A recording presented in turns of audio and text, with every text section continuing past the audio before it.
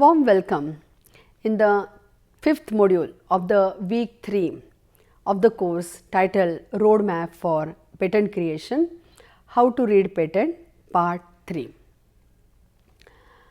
This video is a continuation with previous two modules where we have been discussing how to read a patent. Already we have covered the reading of the patent document and we have come up to we have discussed that brief summary and now we will continue further. After the successful explanation of the invention in the summary, it is followed by the brief description of our drawings. So, we have checked in the first two modules, that is related to how to read a patent. We have seen that how it is started from the field of invention, then background is given, then summary of the invention is given. Now, the next part is a brief description of a drawings. Now, in this section it is expected to list down all the brief information about the drawings.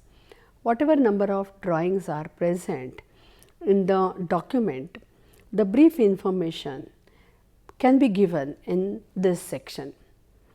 This brief information includes figure number, then that what is the title of that figure. So, and if you want you can give a little bit information about the figure, but the mandatory part is that figure number and the title. In this section the techno-legal expert explains what each drawing indicates. For understanding this part to the fullest, it should be advisable to keep the drawing sheet beside the section. So, you can just keep the drawing sheets. You have now the whole patent document with you, just keep the drawing sheets with you. In the reference document, we can see that the 13 paragraphs are included to describe various parts of the invention through separate figures. It also points out the way of working or carrying out of a particular technology which is claimed. Providing drawing helps in explaining the patent specification. Enclosing the brief description of the drawing is very helpful in understanding the claims. Drawing should always be properly described. So, we will just see the reference document. So, just go through that reference document and see what it is written there. So, here if you see the brief description of the drawings, you can see here it is started with this para number 15 and it is ending here at this para, that is a para 27. So, total 12 figures are there. By seeing this information, you can make out, okay, this patent document have total 12 figures. Now, so it gives you the information that, okay, figure 1, it is a front perspective view of an oral care system including a toothbrush and a fluid dispenser according to one embodiment of the present invention, wherein the dispenser is detachably coupled to the toothbrush in the storage state. This is what the figure 1 is. Now, you can just relate it with the figures you are having and you can check which is that figure 1 is. Now, similarly, see this figure 7, it is a transverse cross sectional view of the fluid dispenser of figure 5, wherein a cap is detachably coupled to a dispenser. So, for example, if you see the figure 7, you can see here this is the figure 7 and this figure 7, what is written here about this figure 7? It says that it is a transverse cross sectional view of the fluid dispenser. Then you can see that this figure 8, suppose if you check this figure 8, this is the figure 8. Now, what is written about this figure 8 here? It is a transverse cross sectional profile of the opening of the toothbrush of the oral care system of figure 3 taken along view, and then this the information is given. So, similarly you can check out for remaining these figures. Okay. So, all these 12 figures are explained here briefly under the brief description of the drawings, and it is ends here like a figure 12 is a close up of a area, and that area is shown in related to the figure 11. Now, you can make out in the figure 11 what exactly this figure 12 close up area is there, and that area is explained in the figure 12. Okay. So, this is a figure 11 and this is the figure 12, right, and here that is a what is a close up area of a close up area is shown here, right. So, this is what the figure 12 is. Once the drawing are explained, it is preceded by a detailed description of the invention. In this section, the inventor explains the invention part in detail. This is a section where working of the invention is explained. This is the part of the whole document where we find minute details related to the invention. The technological expert gets this space to accurately explain not just the parts of the document, but the whole invention as a unit rather than a separate parts. The inventor has to describe the invention fully in operation or in use and a method of using it. Again here inventor means a techno-legal expert explains it how the fully this invention works. In detailed description, base method of carrying out of the invention, if any, it should be obviously mentioned here. For explaining best mode requirement for chemical reaction involving at a specific temperature, it may not disclose the exact degree of temperature. However, a narrow range covering the exact temperature may be disclosed.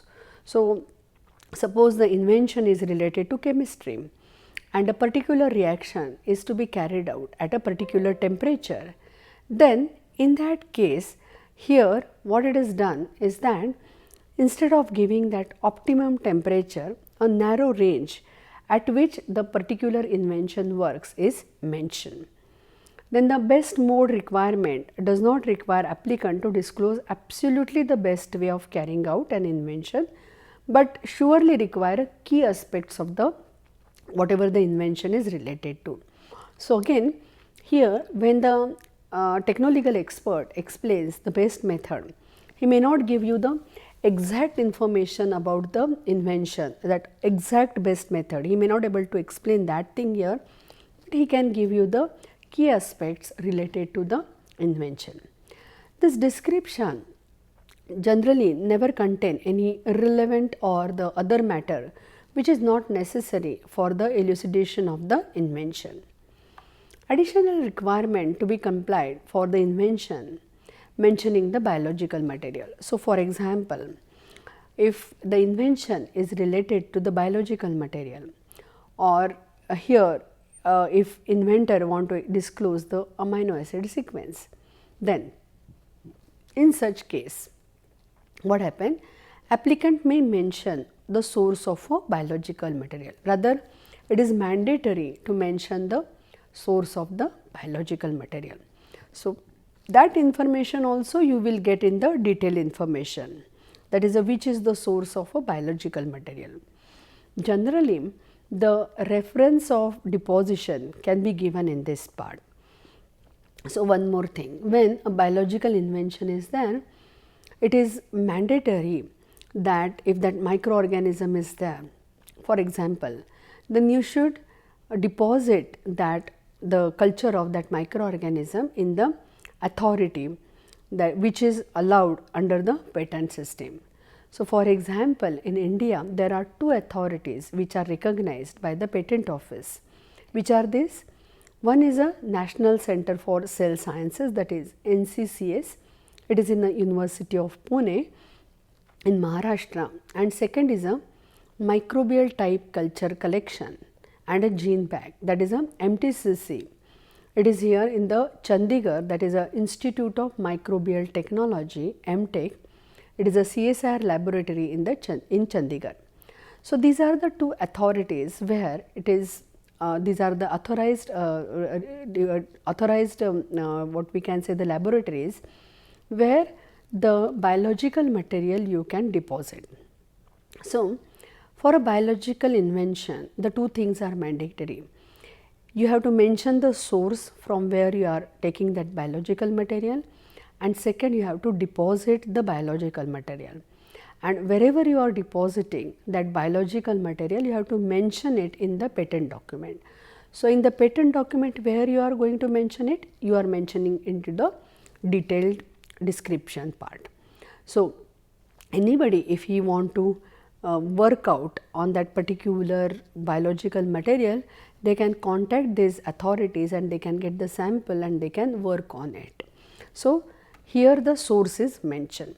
So it is expected that the all available characteristic of the material to be correctly identified or indicated are included in the specification, including the name, address, depository institution, the date, number of deposit of the material at that institution, along with disclosure about the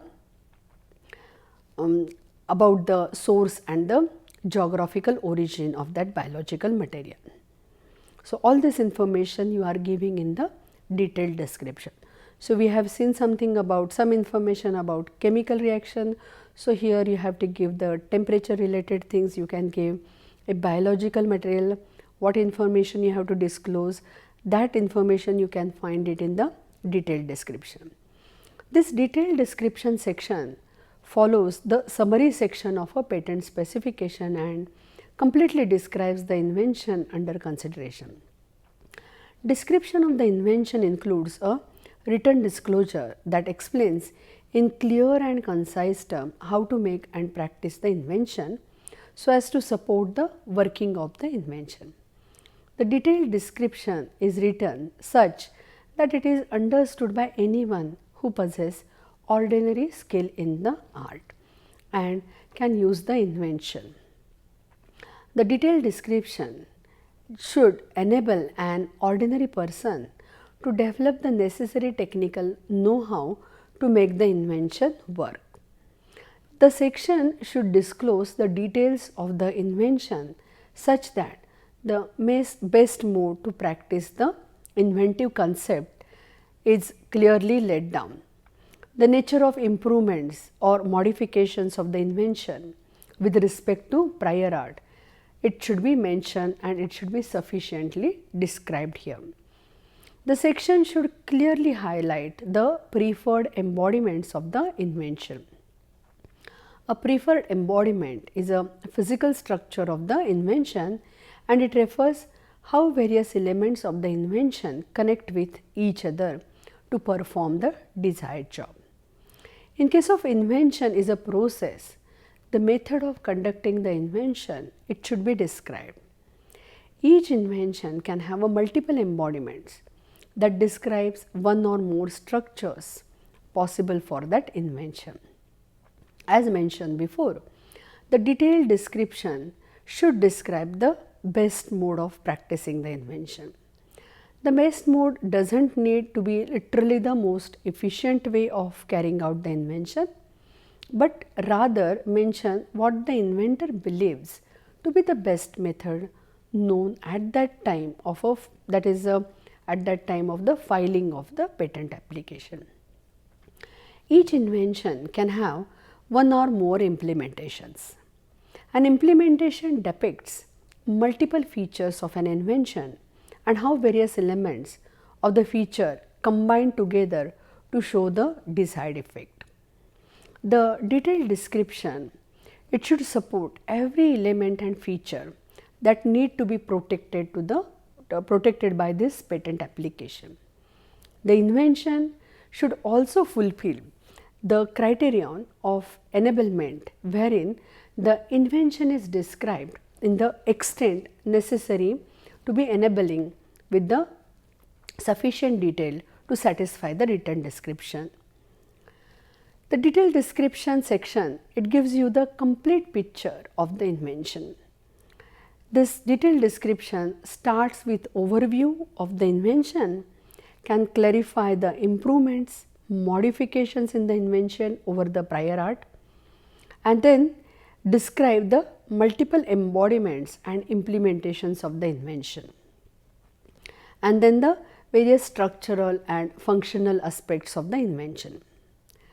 This description should be in such a way that it is sufficient for an average person who is skilled in the art to perform the invention by developing the necessary technical know-how by himself. So, this patent document follow the certain pattern. So, you can see the different documents, means if a chemical document is chemistry related invention is there, there is a certain pattern. If biology related invention is there, then there is a certain pattern. If mechanical invention is there, that is mechanical engineering related invention is there, then there is a certain pattern. What exactly is covered here? Briefly, we can say that the document should cover everything related to the invention, all technical details related to that invention. So, for example, if it is related to chemistry, they should mention all that chemical processes whatever involved, what is the best method. If there are different compositions, they can mention the different composition, that possible compositions are there. So, this is a one kind of patent document you can find out. If biological invention is there, you can find out that description about that biological material, that source, then where it is deposited. Then you can find out the working by using that, suppose amino acid sequence is there, then how it works, or if that microorganism is there, then how you can use that microorganism, that information will be given. Suppose the invention is related to mechanical engineering, then what it will cover? It will cover that particular machine is there, then how that machine exactly operates, what are the different parts are there. So, in that way the invention, that with the domain specific invention, that domain specific invention will be there, and as per the domain the description part will change. Now, again to substantiate that description, relevant diagrams will be there. So, for example, if anyone want to describe the machine or any object, they can explain it with the help of drawings.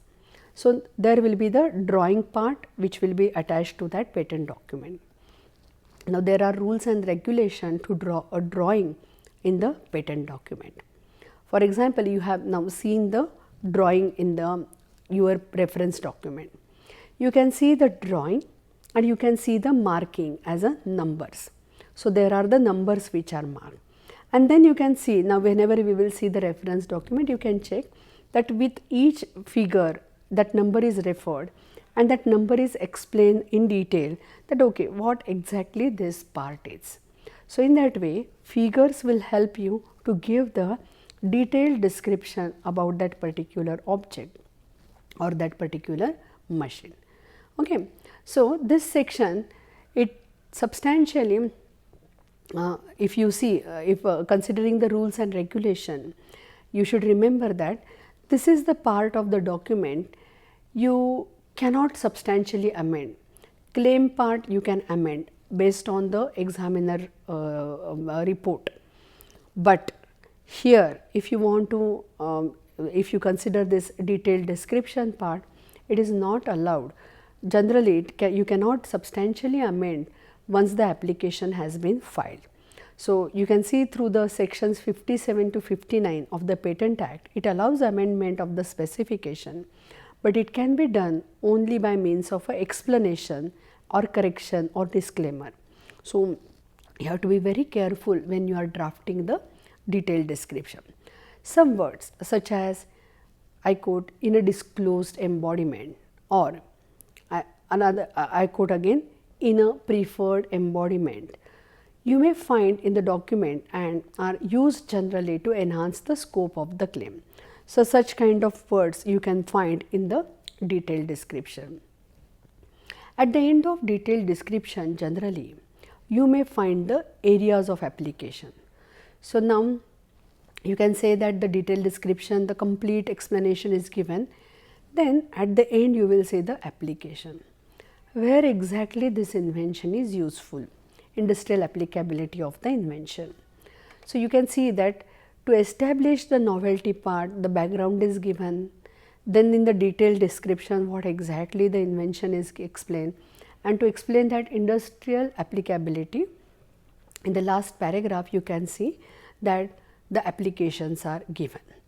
In this section, the patent specification can substantiate the industrial applicability of the invention and protect the subject matter against a duplication of the invention in related fields. Advantages of the invention can also be described in this part of the specification. So you can have a pretty well idea that what exactly this detailed description is there. This is the major part of the patent document. So let us see what that reference document, in the reference document how it is described. So let us see the reference document. So check here, this is the detailed description of the invention, and now you can see here it is starting from this 28th paragraph, and then it is now continued till you can see that, because these all many pages are explaining the detailed description of the invention, and then it is ending here at the para, that is a 72. So in all these paragraphs what exactly is explained is that the various diagrams which are present, we have seen there are total 12 diagrams are present in the document.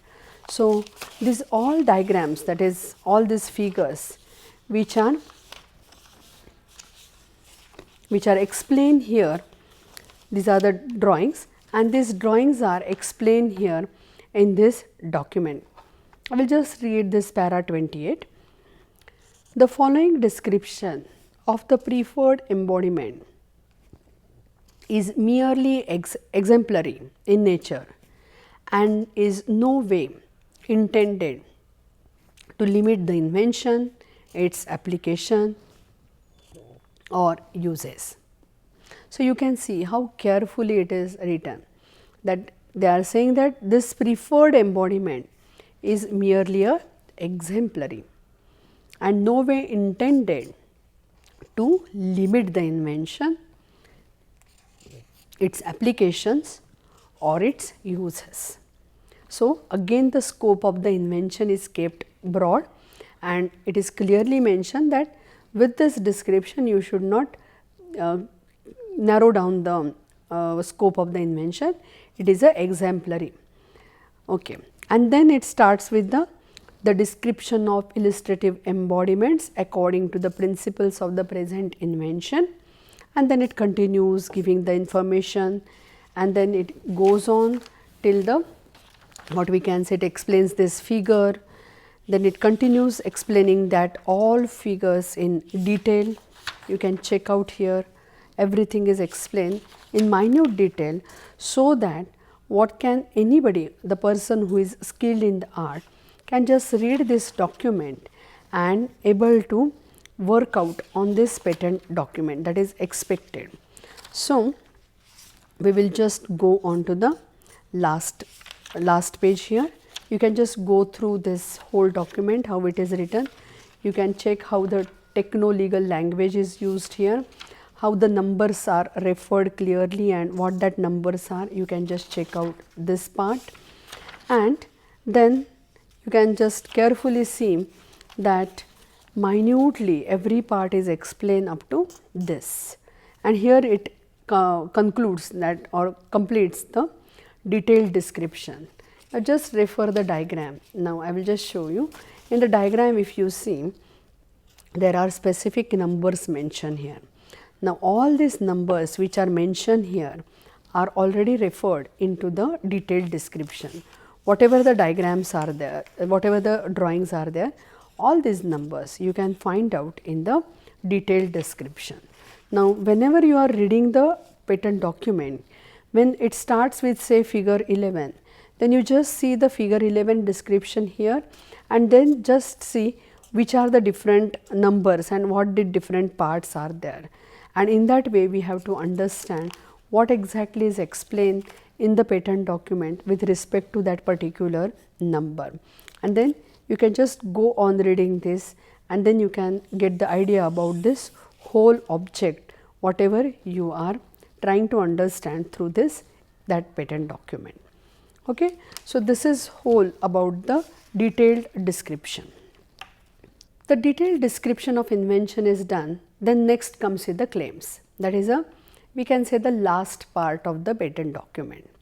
So, we have seen the detailed description, the figures are explained there, figure drawings, whatever you can say, the figures, it is written in the figure number, drawings are attached there, use that drawings to understand that detailed description. We have read that detailed description. Now, the next part is the claim. Claim is the most important part of the patent document. We say that it is a heart of the patent document. Claim is where the drafting skills, fineness can be seen in the draft. Very skillfully you have to draft the claim part of the patent document. One has to be very careful and skilled in constructing the claims. This section of the document defines the sort of protection given to the invention. So, the language used while drafting the claim set the boundaries of the invention. Now, what is that boundaries of invention? You have seen that if the land is there, for the land you have a particular boundary, right? You have that fencing or that wall is there, and you can understand, okay, that this is the limit of that land and all that thing, and the owner is to that owner of that particular land is okay, you can just define it by the wall, fencing. How you can do in the patent document? The claim is the part where you can have the, what we can say, the scope of that invention, that is defined through this claim part. So, it is meant to set the legal scope of the invention. Claims can protect the part or invention as a whole. So, on a part or a portion of the invention can be used without infringing the patent. One should try to have broad claims as possible, but here it is something tricky. When one drafts broad claims, they might get objections from the examiner. Also, if you draft a narrow claim, you might give a scope for others to invent or claim around the invention. So, you have to make a balance between that broad claim and narrow claim. Claim should define the subject matter which needs the protection. It should be very clear, concise, and must have description along with it. So, whatever mentioned in the description, it should be covered in the claim. If it is not covered in the claim, that part of the description goes into the public domain without protection. I repeat, if the description part covers something, it is written in the document, the description, in the description if somebody has written something, but if it is not claimed in the claims, then that part will not get a legal protection and that part goes into the public document. So, that while drafting the patent document, the care should be taken that whatever described in the patent document must be covered in the claim to get the protection. Claim should always focus on the technicalities and not the commercial advance. One should never include any sort of a commercial advance in the claim. There are three parts in the claim.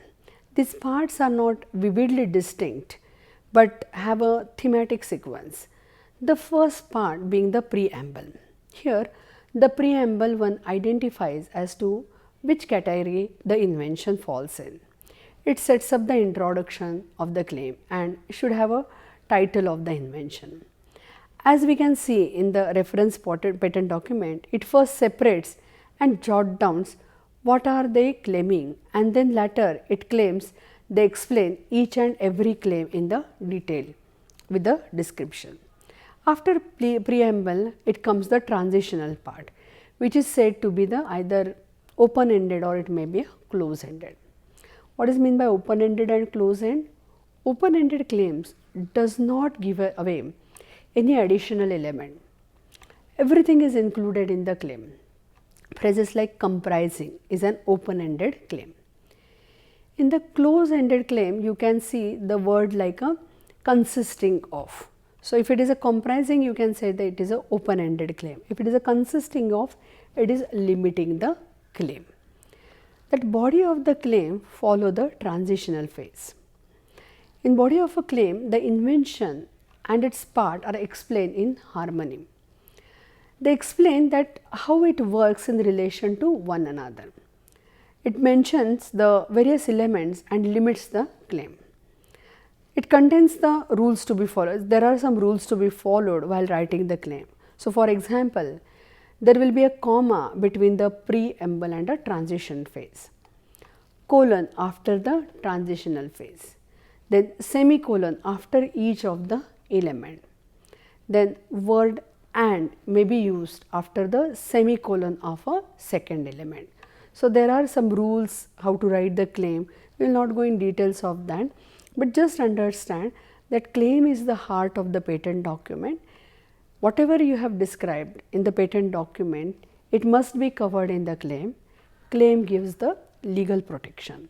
So, that much what we can say we should know about the claim. So, while reading we should know that this is the very much important part, this is the most important part of the patent document. So, let us see the document.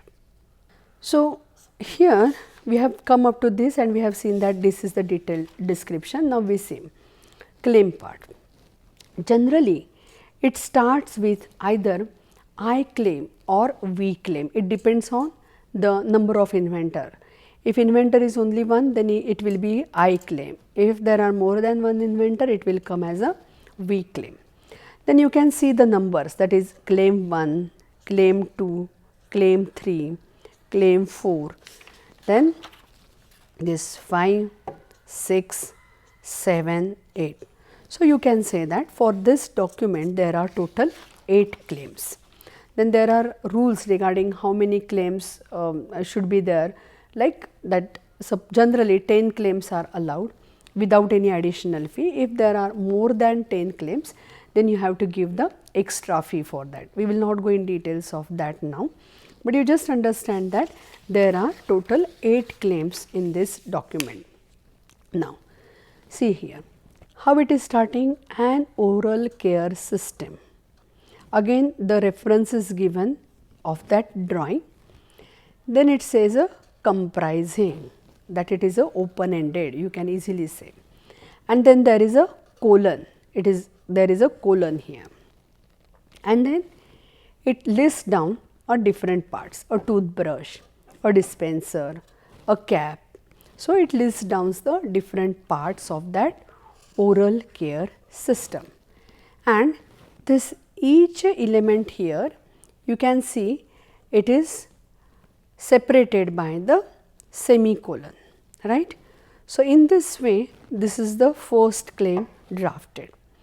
Then you can say, we will read the second claim. What it says: the oral care system 100 as claimed in claim 1.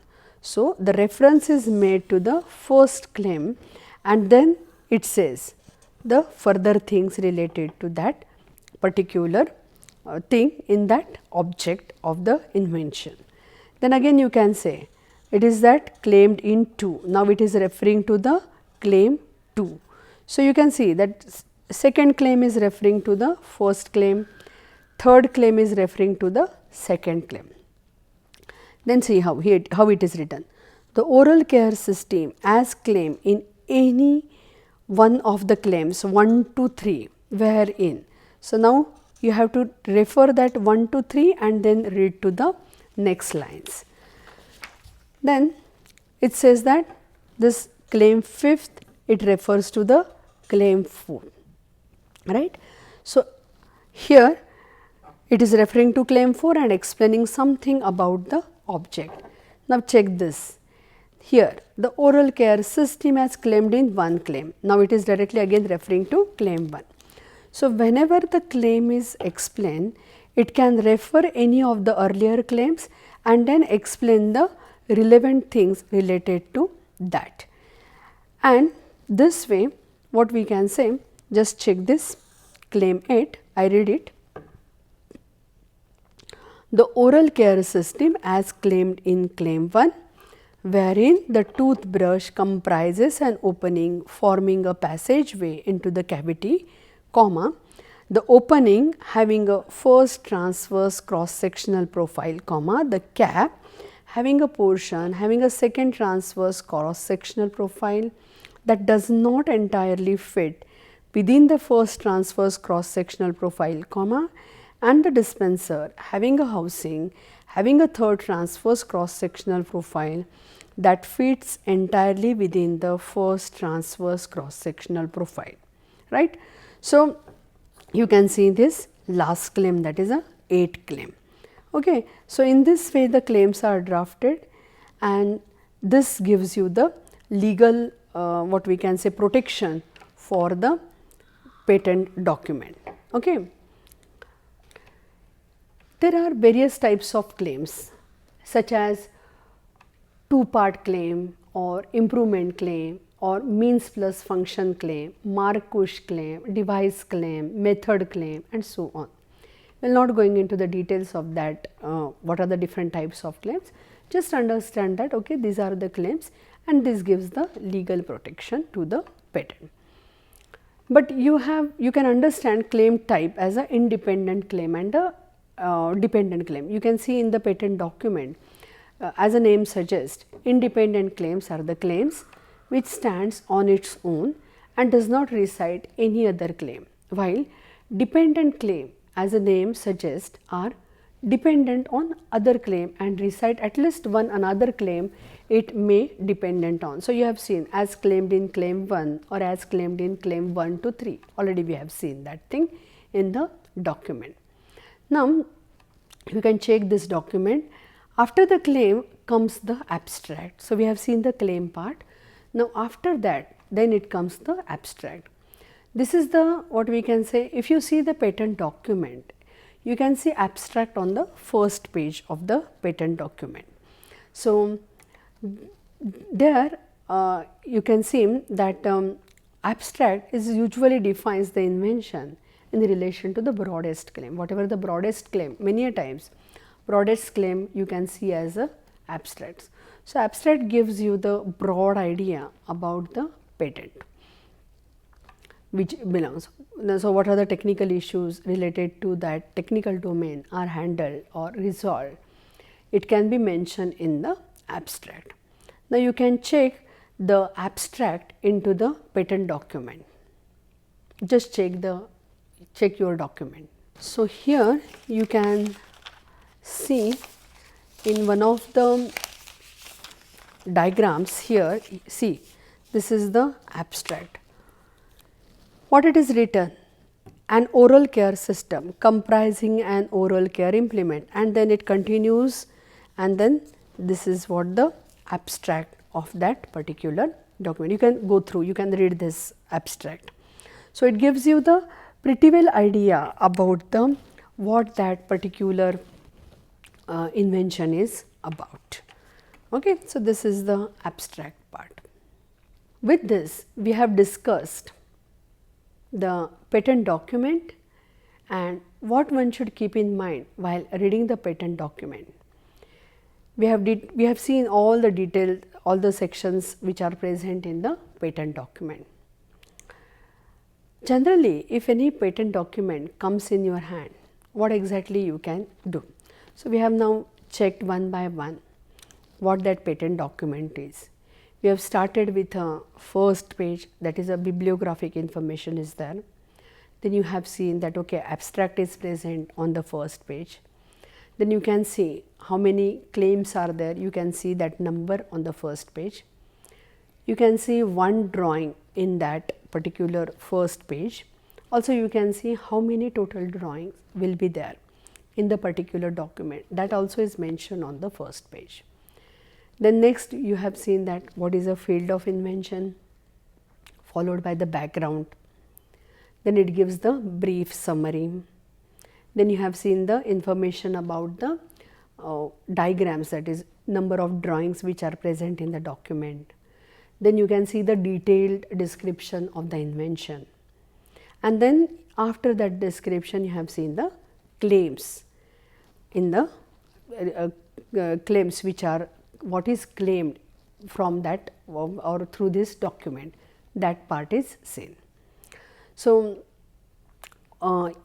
if as a what we can say, if you start reading that patent document, generally see, when you see the research paper, what generally you do, you can check the abstract and then conclusion, and then you decide whether you want to read this research paper completely. So, what exactly you should do with the patent document, which part you should see. So, here you can check the first page, you can check the claim part. Remember well that generally as a what we can say, when we read a patent document, we will not believe on the abstract of the patent document. Not believe in a sense, many a times abstract is not that much informative and it may not give you the clear information about the invention. So, if you are going to read a patent document, you have to give importance to what? Read that first page, just see what information is given on the first page, the title, and that just go through the abstract, but do not believe on the abstract, do not rely on the abstract, go on to the claim part and just read that claims. Once you go through the claim, especially the first claim, once you read, you can understand what exactly this invention is about. Okay? And with after reading that claim, you can decide on whether this patent document is relevant to you or not. Again, if you want to confirm, so after that claim part, you can check the summary part of the invention. So, with research paper, generally what you follow, you check abstract, you believe on abstract. Obviously, abstract gives a clear cut idea about the research paper, but remember, it does not works in this way in the patent document. When we are reading the patent document, we are not believing on abstract, we are believing on claim part. So, you will read the first page including the abstract, then you will read the claim, that is the last page of the patent document, and then you will read the summary of the invention. By reading these three parts of that patent document, you can clearly make a judgment whether this patent document is relevant to your area or not. So, remember well that you have to follow the different way when you are reading with the patent document. You cannot follow the traditional way of reading the research paper when you are reading the patent document. Okay. So, I guess with this reading information, you have pretty well idea about how that patent document can be read. So, what I suggest that you can just check this reference patent document, then you can just take a keywords. Earlier in the module I have suggested you take that keywords, take out the patent documents, and then read that patent document. So, you can get the idea how there will be a different style of writing, and you can just accompany, you can get accustomed with that different styles of writing. Now, suppose you are working in a particular domain, to know the patents in particularly in your area, you can use the keywords related to your domain, take out 1 or 2 patent document, not more than that, and just try to read now the patent document carefully. Okay. And then find out what exactly this patent document want to claim, what is that object of invention is, and find out that thing, that what exactly through that patent the techno-legal expert or inventor want to claim a right over what invention. Okay. So, after so much of technological and techno-legal document reading, you just relax by seeing the interesting video here.